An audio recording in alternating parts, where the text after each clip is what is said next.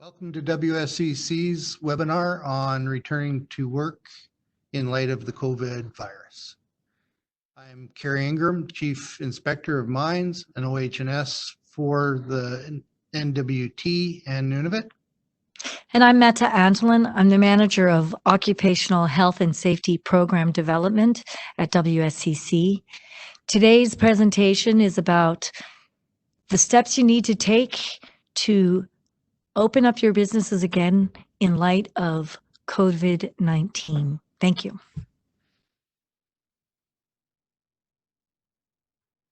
Roles and responsibilities for opening up are going to be very clear. WSCC supports the directions of the Chief Public Health Office, and we will provide workers and employers with assistance in completing their exposure control plans. Inspectors will also be conducting inspections at workplaces to ensure that the control plans are in place and actually are being installed and all of the controls are in place.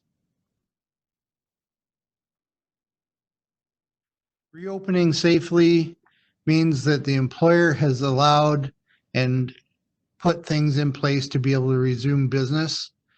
They must have their exposure control plan in place that looks at the risks associated with COVID-19 and the transmission in their workplace, and outlines how the employer will ensure the workers will manage the risks during their workdays. Exposure control plans are extremely important because they determine how a worker is going to remain safe and what types of controls are put in place. Informing workers of their risks of exposure will be extremely important going forward because they need to know what they need to protect themselves and the public. Outlining how the employer will manage or eliminate and reduce the risks will be important to communicate with your employees on. COVID-19 risk assessments are the employer's responsibility to complete, but they should be completed with the worker. Identifying the risks you need to eliminate and minimize the potential of contact with COVID-19 is extremely important for both parties. Determine the steps you will take to protect the workers and ensure that those controls are communicated and posted at your worksite. Field level risk assessments are the responsibility of the worker. They are there to ensure that the worker has highlighted specific areas where the worker can be exposed to the COVID virus, either at the work site or if they have to leave the work site and do work remotely.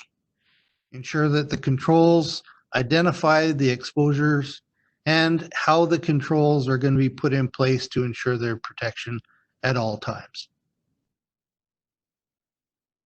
Completing the risk assessment.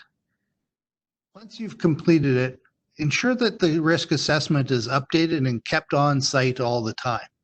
These have to be a working document so that anytime things change, you update and ensure that proper controls are put in place. Inform workers and others of these changes so that everybody knows what needs to be done. If the control plan is kept on site, it's easy access for you to show the WSCC inspectors as well as the task force should they inspect your work site. If they inspect your work site, they will be looking to ensure that the control measures you've put in place are actually being effective and are something that you have taken the time to really think out. COVID-19 transmits through many different ways. Person-to-person transmission is the biggest and the highest potential, and that's why it's so important to maintain that 2-meter distance. Different people in the workplace, such as customers and clients, increase the risk and the potential that the COVID virus can be transmitted. Bigger groups increases the interaction and thus reduces the potential that a person can come within the 2-meter distance. Also, things that you need to look at are chances that people may be infected and not know or present any symptoms. Self-isolation plans and practices may not have been followed properly. So this is something you need to look at before you allow people into your work site. You should be doing a risk assessment with them prior to them coming to your site.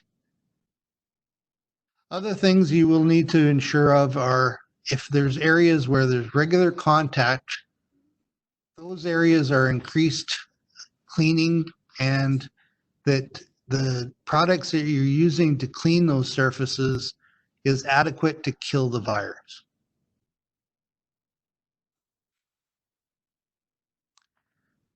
This diagram shows the hierarchy of controls. Anything that's at the top end of this triangle is considered to be the things that you will do that will reduce the risk or the potential that a person may come in contact with the virus. So by eliminating substitution, engineering controls, administrative controls, and then finally PPE, you will ensure that everything is in place to protect the safety of your workers. When we look at the top end of that triangle, elimination of the hazard is having people work from home or staggering work shifts. Or if you think of it, if you can allow a person to be able to provide or submit a request for something online or through the phone, they actually can reduce or not actually have to come into your business at all. Physical distancing by keeping the 2 meters distance is another extremely important part, because if they're not within the 2 meters distance, you do not have to worry about the other administrative and engineering controls.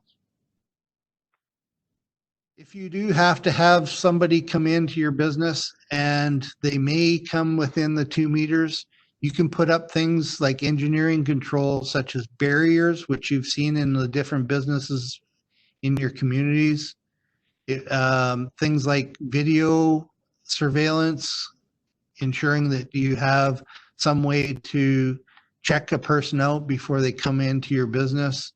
There's things like temperature checks and that sort of thing that can be used. Administrative controls are the documents and the plans or procedures that you've put in place to ensure that your clients and your workers are safe and healthy in your workplace. So you may institute a screening test before the worker or the employee brings somebody or comes into your work site, as well as one for your clients that may come to your work site. Increasing cleaning and times of cleaning during your work cycle. You may have to increase it to every couple of minutes, every couple hours. It depends on your work site. Personal protective equipment is our last line of defense, and as we all know, is very hard to get. Disposable gloves, face shields, masks, eye protection are all types of personal protective equipment, but should be used only when you cannot maintain that 2 meter distance. PPE is and will always be difficult to maintain because you have to know how to properly put the PPE on as well as take it off and dispose of it. Thank you, Carrie. So the hazard control plan is what the employer needs to put in place to ensure that they have managed for how to operate the business and eliminate and manage the risk of COVID. With the other side of that obligation of having that control plan in place is the worker's right to know what the hazards are and to have training in how to manage those hazards. So Carrie mentioned administrative controls and the steps and the procedures that a worker would take to eliminate controls, or to eliminate COVID transmission while they're conducting their work. And the workers have to be trained specifically in those procedures, including in how to put on and take off and dispose of the PPE, if that is what your risk assessment has said you need. The second right of participating for a worker, that is that collaboration between worker and employer to determine what the policy and the procedures for the hazard control should be. It's the frontline workers who know where they can or cannot maintain a 2-meter distance. They're the ones that are going to help the employer figure out which level of control needs to happen to make sure that the transmission of the disease cannot happen. And finally, there is the right to refuse work. When a worker does not feel that they are safe under the circumstances of the workplace with the measures that were put into place by the employer, they have the right to bring that concern forward. What they would do initially is bring that to the attention of their supervisor and their employer. And the supervisor and the employer would have to take that concern seriously and either show the worker how the control measures do in fact keep them safe, or the investigation of that situation may show that perhaps they aren't safe. And then the worker, or the employer rather, is responsible for changing the work so that the worker is safe. If the employer has done what they feel or will keep the worker safe and put everything in place, but the worker continues to feel that that is not a safe situation, that is when they could submit a report of unsafe work to the WSCC. You can do that through WSCC Connect on our OHS e-services. There's Report on Safe Work, or if you rather, you can call our 1-800-661-0792. It's when you've identified that the way the work is being done in your workplace is not safe. Remember that as we're getting back to work, that it's just as important that you look after the mental health of your workers as their physical health. You know, we'll be staggering back to work. Some people will get back to work early than others. Some people will have to continue to work from home. Please ensure that you're looking after your workers' mental health as well. Do the check-ins, give them the space to manage their home life balance, work-life balance while they're working from home. And remember that the workers who are at home do have the same rights to a safe workplace. And that includes ergonomic setup. The situation where they're sitting, and is their desk set up properly?